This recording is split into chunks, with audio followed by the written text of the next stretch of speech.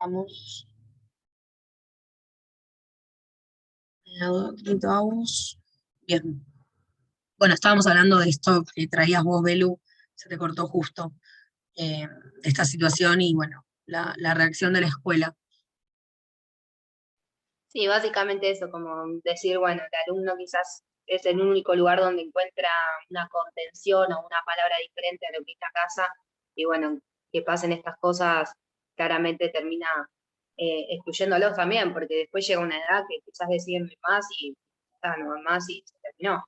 Sí, sí, es Eh, marcar, está muy marcada la línea de lo que está aceptado y no de que pase en la escuela, entonces, porque quizás si la reacción hubiese sido más heteronormativa, eh, a nadie le hubiese llamado la atención, porque es la norma, ¿no? Porque es lo que tenemos tal- establecido como único. eh, y cuestiones de estas hay un montón. De hecho, yo trabajo en discapacidad en escuelas y también como hablar de inclusión es súper fácil, pero bueno, a veces las escuelas, encima más que trabajo en una escuela privada, eh, se sacan el problema de encima, ¿no? Como cumplir. Pero no, la escuela está para otra cosa, más que para cumplir.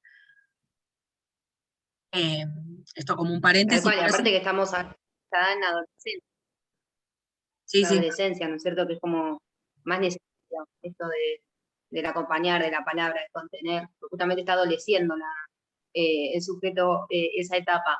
Entonces, nada, sí. charlábamos esto y debatíamos justamente la función de la escuela y demás. Y con inclusión ni hablar, o sea, No, ni aparte que la hablar, escuela son tiene todas, que ser todas personas. un espacio de formación para los alumnos y para el sujeto que enseña también. Eh, entonces, sí, cuesta mucho, pero bueno, vamos en pos de eso. Y casos así va a haber hay un montón, eh, pero bueno, apuntamos a esto, ¿no? De darle lugar a la diversidad, básicamente eso, a la diversidad, a lo a lo que no, al otro, ¿no? Porque también tenemos, no sé si cursaron antropología cultural, pero siempre lo otro, viste, nos parece como inferior, nos parece malo, nos parece como súper lejano esa otredad, y en realidad eso es lo que tenemos que darle lugar, a lo diverso, a lo distinto. Entonces, bueno, sin irme por las ramas, eh, esto de que siempre hablamos de esta transmisión de la cultura, va a ser un concepto, perdón, que va a aparecer un montón en la materia, que tiene que ver con esto, ¿no? De que no hay una transmisión, ¿no? El sentido de una copia ideal, literal, idéntica, sino que siempre la transmisión va a implicar que tenemos a un otro como sujeto activo, ¿no? Entonces, de alguna manera, esa transmisión impone una visión del mundo, como veníamos hablando, ¿no? Eh, Y acá la cátedra hace una pregunta como, ¿qué entendemos por transmisión en la escuela, no? Como, ¿cuáles son las consecuencias de esa decisión, no? De decidir que, por ejemplo, el desarrollo infantil tiene que estar librado a ese desarrollo espontáneo, ¿no? En la escuela, la función de transmitir, ¿no? Es como el eje central de educadores, ¿no? Transmitir cultura, y enseñar, justamente dice la cátedra, es equivalente, es sinónimo de transmitir cultura. Entonces, cuando el docente ejerce, enseña, reconoce a ese quien al que va dirigido esa transmisión como un sujeto de aprendizaje, como un sujeto que está aprendiendo, y a su vez se reconoce así a sí mismo, ¿no? Al docente como un profesional que pasa cultura, pasador de cultura.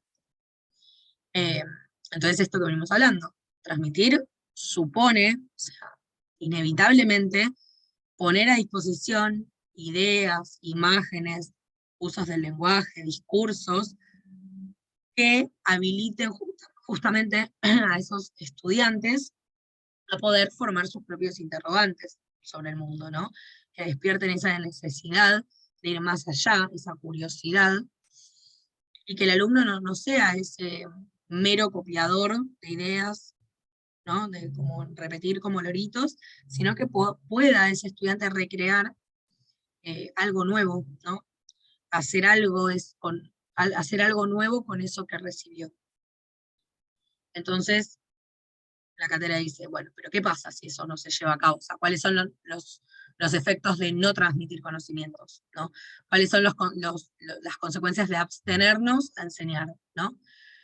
Por temor a no imponer, porque esto también, la pedagogía reflexiona sobre esto de que estamos en la escuela, de que queremos que los sujetos formen su propio pensamiento crítico, pero tampoco no queremos imponer. Pero en ese intento de no imponer, a veces nos abstenemos a enseñar. ¿Y qué pasa cuando no enseñamos? Bueno, Meiriu habla de esto, que lo vamos a ver más adelante, del abandono del alumno, ¿no? Como ratificar la desigualdad, ¿no? Y la consolidación de la reproducción social, porque para algunos sectores, eh, solo en la escuela pública, por ejemplo, tienen la posibilidad de adquirir el capital cultural legitimado. Entonces, solo en la escuela tienen la posibilidad de ver otros mundos diferentes. Entonces, la cátedra va a sostener, y esto es importante, que a la transmisión de la cultura la ven como una tarea que es indelegable de la escuela, o sea, es una tarea de la escuela, ¿sí? Y por eso trabaja todo el tiempo con la deconstrucción de esas representaciones que están asociadas a la transmisión como un mecanismo de control, ¿no? De transmitir, imponer, ¿no? Como esa sensación hasta de autoritarismo, ¿no? Y de represión, bueno, a eso apunta la cátedra, ¿no? A ir como desmitificando esa representación que se nos hace cuando hablamos de transmitir, ¿no? Que no es sinónimo de imponer.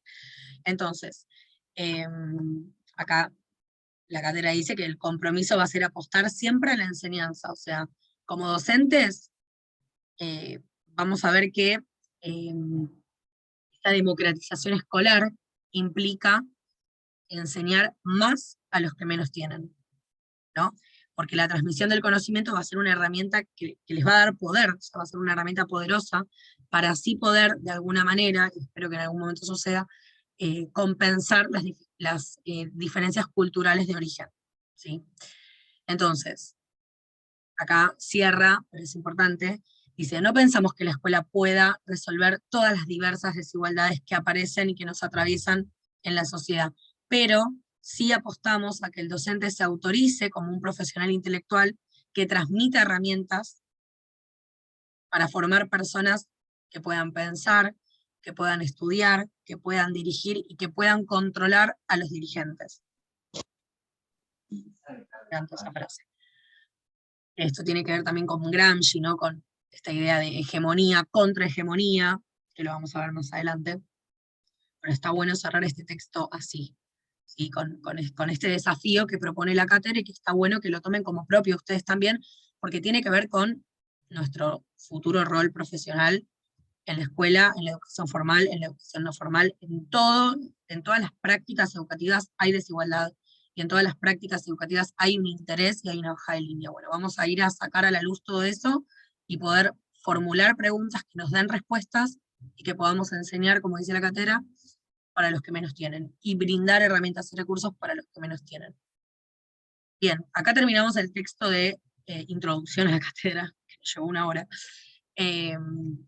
Pero bueno, me parecía importante explicárselos paso por paso porque es un texto que abarca y que engloba muchos conceptos que después van a ir apareciendo, entonces me pareció interesante. Vamos con Brailovsky. ¿Alguien tiene alguna pregunta? Así que yo mientras tomo agüita. ¿Alguien que quiera aportar algo, dar un ejemplo, contar algo, lo que sea?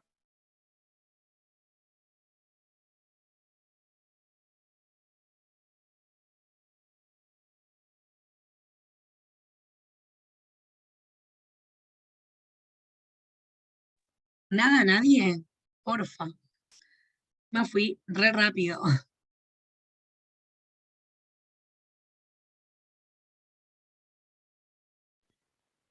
Por mi parte, súper claro igual. Capaz que como que sos muy clara. Por eso no hay, o no se entendió nada o se entendió todo. Por mi lado hasta ahora muy bien. Ay, espero que se haya entendido todo, por favor. No se queden con dudas que justamente este espacio es para eso. A veces, capaz, qué sé yo, preguntar en la materia da como un poco de fiaca, un poco de vergüenza, pero acá no hay profes, no hay nada, así que la idea es que, por más tonto que les parezca, capaz, no es tan tonto, o sea, no hay preguntas tontas, capaz lo que para uno es una duda, capaz otro lo quería preguntar y no sabía cómo, y ya tenemos la respuesta, así que anímense a eso, que está bueno el espacio para para que sea así. Bueno, sigo. El texto de Brailovsky no voy a hacer un parate tan específico como hice con el de recién, porque es muy fácil, es de lectura muy fácil, y está bueno que lo lean. Habíamos dicho que el tema es el mismo, ¿no? La diferencia entre la educación con práctica social y la pedagogía como construcción discursiva de esa práctica. Y en este texto vamos a hablar de qué hace la pedagogía y por qué es tan importante para los educadores. Y básicamente es porque lo que hace la pedagogía es recorrer una serie de reflexiones sobre la educación, ¿no? Y especialmente sobre la educación que sucede adentro de la escuela. Entonces, dice Brailovsky que es una disciplina que reconoce en las cosas de todos los días problemas profundos y complejos, que es lo que hablamos recién. Cosas que ya nos están dadas, no están instaladas como naturales, como legítimas, hay que cuestionarlas. Hay que sacar, porque de ahí es donde se sacan conflictos interesantes. Eh, y ahora, bueno, lo que él hace es eh, reflexionar, digamos, sobre esta pedagogía, sobre la educación, y qué tipo de reflexión propone la pedagogía, ¿no? Vamos a ir directamente a las tres racionalidades o los tres modos de pensar a la educación que trae en este texto, y habla de que estudiar racionalidades o modos de pensar es difícil, dice, porque eh, es como que estamos estudiando todo el tiempo conceptos aislados, ¿no? O hechos históricos. O capaz un concepto que fue investigado por alguien o que fue inventado por alguien. Entonces, hablamos de que un hecho histórico sucedió en algún momento y en algún lugar. Entonces, una racionalidad es algo abstracto, ¿no? Que hace falta reconstruir con teorías, con conceptos, con hechos. eh, y bueno, lo que hace acá es mostrar, ¿no? Plantear tres palabras, ¿sí? Que ordenan las teorías sobre la educación, ¿sí? Habla de, esto es importante, lo toman seguro, lo tradicional, lo crítico y lo poscrítico. Entonces, hay un cuadro, van a ver que en el texto tienen un cuadro que dice teorías tradicionales.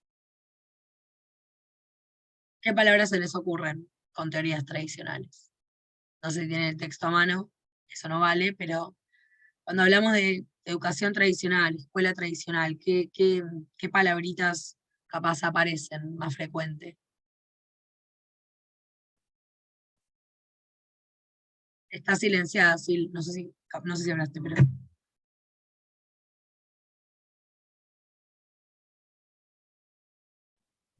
Homogeneidad puede ser Bien, una de las palabras. podría ser. ¿Algo más? Memorístico, ¿viste cómo era la educación? La Claro, primera memoria. escuela que estableció Sarmiento en un principio, lo que trajo todo de Europa, las ideas del iluminismo, toda la revolución que hubo, y donde empezó la razón, y después por eso se implementaron las escuelas y demás. Bien. El autor trae palabras, ¿no? Sueltas sobre las teorías tradicionales. Enseñanza, aprendizaje, evaluación, metodología. Esto igual tranqui porque está en el texto, ¿eh? Didáctica, organización, planeamiento, eficiencia, objetivos. Objetivos. Objetivos es claro de la teoría tradicional de la educación. Y cuando habla de teorías críticas, trae las siguientes palabras: ideología, reproducción, cultural y social, poder, clase social, capitalismo, relaciones sociales de producción, concientización, emancipación y liberación, currículo oculto y resistencia. Y las teorías postcríticas hablan de identidad, alteridad, diferencia, subjetividad, significación y discurso, saber y poder, representación, cultura, género, raza, etnia, sexualidad y multiculturalismo. Bueno, ese cuadro dice un montón de cosas con las palabras. Cómo cambia de las palabras que relacionamos lo tradicional a cómo relacionamos, por ejemplo, la teoría poscrítica, que la palabra género aparece de repente, o por ejemplo la subjetividad, o identidad, ¿no? Son palabras fuertes. Y dice que a estas teorías tradicionales, críticas y poscríticas, también se las llamaron como tecnicistas críticas y culturales, o positivistas sociohistóricos y subjetivistas, pero principalmente lo que la cátedra quiere que sepan es que los términos, digamos, que usaron para desarrollar estas tres teorías son, para las teorías tradicionales, el orden fundante; para las teorías críticas, la crítica sociohistórica; y para las poscríticas, la crítica cultural subjetiva. Entonces, vamos a detallar cada una. Hasta acá, ¿alguien tiene alguna pregunta?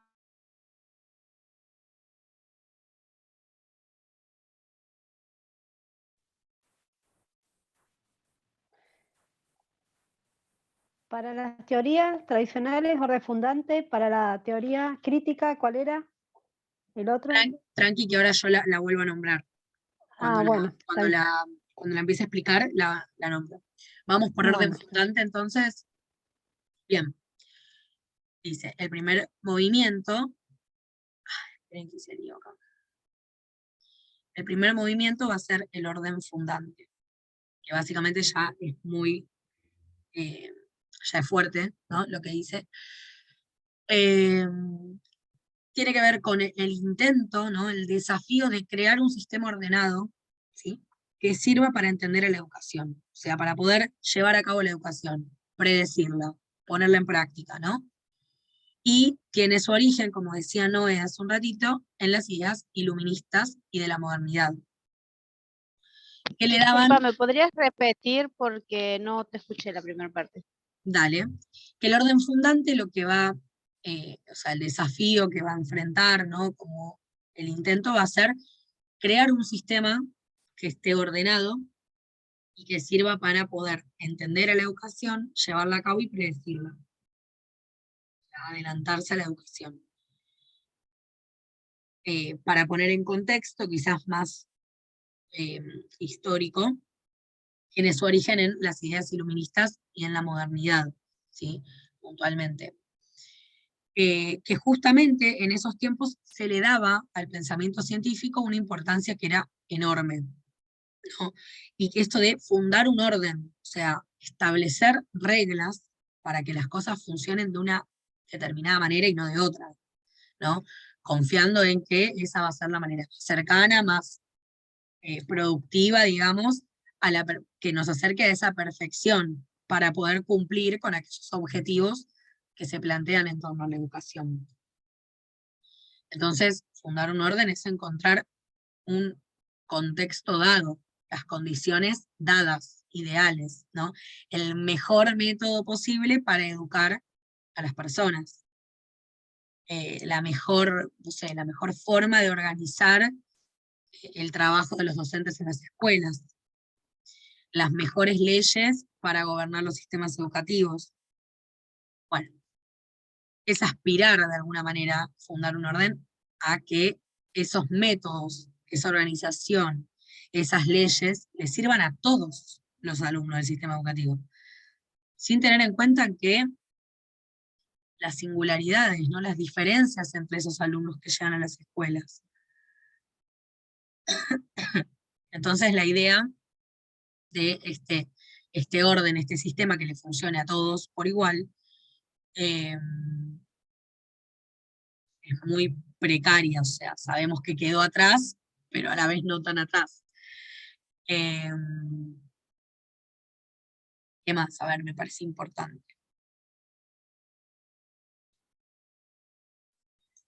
Dice, cada vez que los maestros nos encontramos en una reunión de personal y necesitamos acordar los modos de planificar la enseñanza, o de organizar los momentos de la jornada escolar, de gestionar los problemas y desafíos de la vida cotidiana, surge. Claro, nosotros tenemos una manera de planificar, ¿no? No sé, para una clase. Bueno, primero leemos, después resolvemos, después ponemos en común y después evaluamos. Y no sé, o sea, sí, te puede funcionar con, de los 35 que tenés, con 28. ¿Qué pasa con los demás? ¿Qué pasa con el nene que lee más lento? Sin irnos al extremo, ¿no? El nene que lee más lento, o sea, porque no tiene la habilidad de leer más rápido. ¿Qué pasa con eso? ¿Qué pasa con eso que planificaste? Bueno, entonces caemos todo el tiempo de alguna manera en esto, ¿no? En establecer un orden, porque se vuelve como un espacio, un arma poderosa, ¿no? Porque para que, como que en nuestra vida aplicamos esto del orden, del sistema, de la mecanización, de la automatización. Entonces, dice Brailovsky, nos gusta llamar a esta racionalidad tradicional, ¿no? Porque es algo, no es algo que superamos y quedó atrás, es una forma de pensar que nos sigue atravesando, y que el ideario, ¿no? Como el ideal del orden fundante, ha sido criticado, sí, mucho, pero por eso hablamos de que las otras dos racionalidades van a criticar a esta primera. ¿Alguien tiene alguna duda?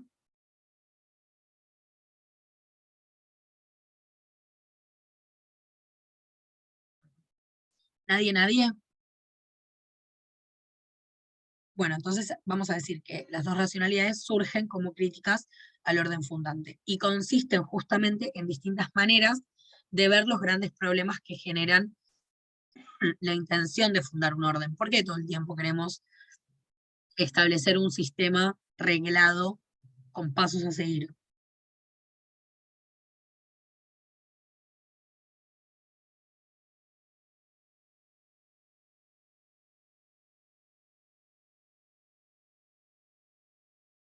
Si no tomo agua me voy quedando sin voz, cada vez peor.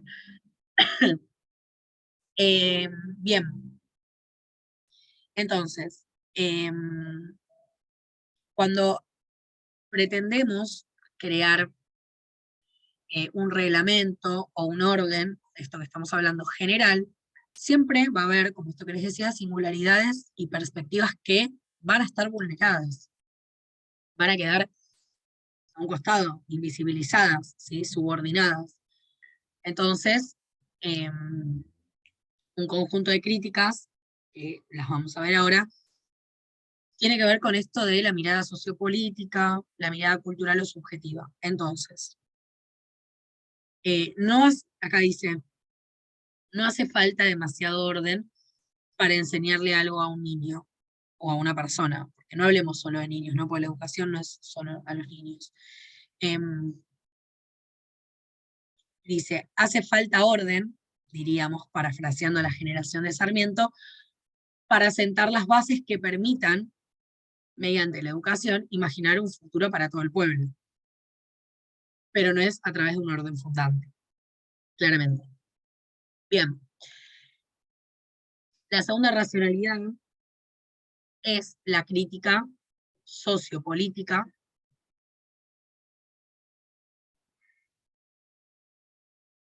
Y acá el texto tenía una imagen, pero yo no tengo la imagen acá.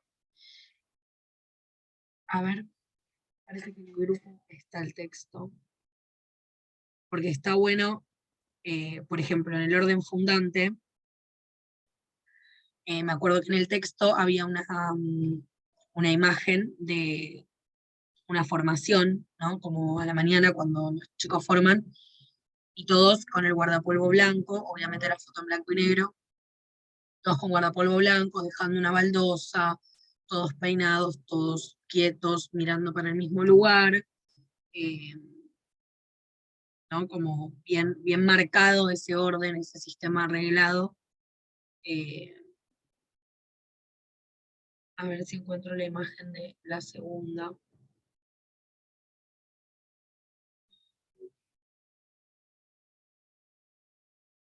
Porque en realidad es una nota. la de Brailovsky. Bueno, después capaz la busco y se las paso. Porque dice, hay quienes miran esta foto y reconocen algunos rasgos violentos y se preguntan si vale la pena homogeneizar a todos los alumnos bajo el disfraz de igualdad del delantal blanco. Ah, me parece que estaba acá la imagen que les decía. Entonces, se preguntan si es verdad que al enseñarles a todos lo mismo y al mismo tiempo se garantiza la igualdad. Esta es otra cuestión, ¿no? Que desde la bibliografía de la cátedra se puede cuestionar qué tiene que ver con esto de la igualdad o la equidad. O sea, no sé si apuntamos a una igualdad, porque sería muy utópico pensar que todos los chicos que llegan a la escuela van a tener la misma igualdad de condiciones, sino que quizás es preferible hablar de equidad. No sé si vieron la imagen como muy común de los chicos que están como en un cerco, y capaz hay una nena que es más bajita, entonces en vez de tener un cajón, tiene 5 para poder ver a través del cerco, y capaz el de al lado tiene uno solo, pero porque es más alto, necesita 1. La de al lado necesita 5. Bueno, a eso apuntamos también, y la cátedra puntualmente, ¿no? A brindarle las herramientas para que el punto de partida sea la equidad, ¿no? Que tengan, no todos lo mismo, pero todos tengan el recurso que les posibilita, ¿no? Ver a través de ese muro, por ejemplo. A uno le vas a dar un banco, a otro capaz no le tengas que dar nada, y a otro le tengas que dar 5. Bueno, eso también es importante. Bueno, en 10 minutos se vuelve a cortar y volvemos a sumarnos, y creo que ahí terminaríamos. Entonces, bueno, no se logra la igualdad por enseñarle a todos en el mismo tiempo lo mismo.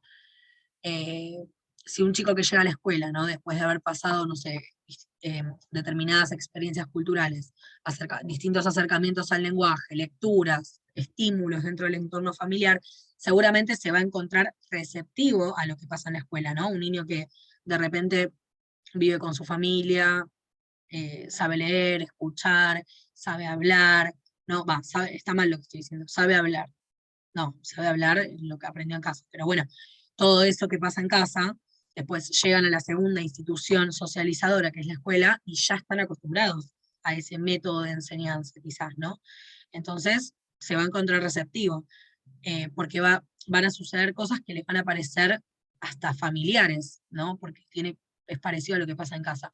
Pero hay otros niños cuyos padres no pueden eh, eh, tener darles esa experiencia a sus hijos, o que tampoco fueron a la escuela, o que tienen que trabajar y no tienen tiempo, entonces no pueden brindar ese entorno culturizante, entonces recibe las mismas enseñanzas que sus maestros, pero ¿qué pasa? Le enseñan igual, en la misma cantidad de tiempo, pero tiene peores calificaciones. Entonces, cuando la escuela le pone una buena nota al primero, ¿no? a ese nene que en casa pasa todo bien, llega a la escuela, receptivo, le va bien, y una mala nota al segundo, está afirmando, digamos,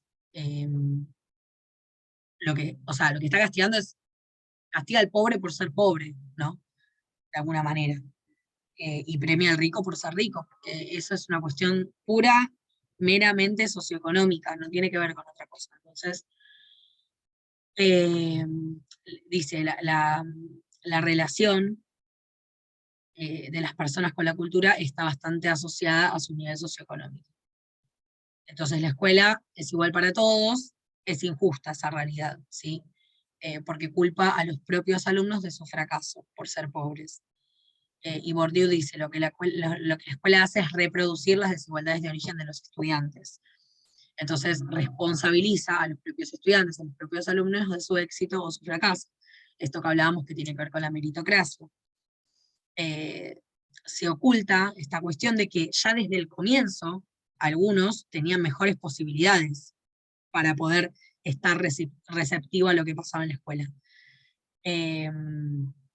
Entonces la desigualdad que existe en la sociedad se reproduce en la escuela.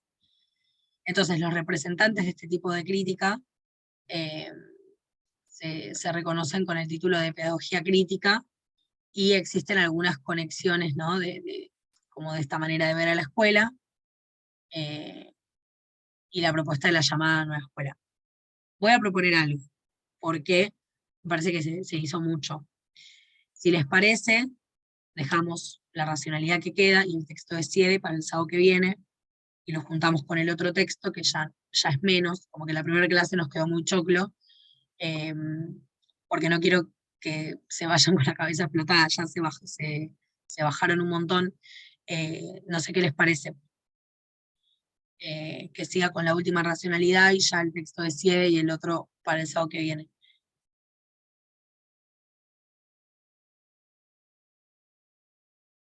Porque siento que a ver en el grupo se pusieron algo, porque capaz fue mucho para una primera clase.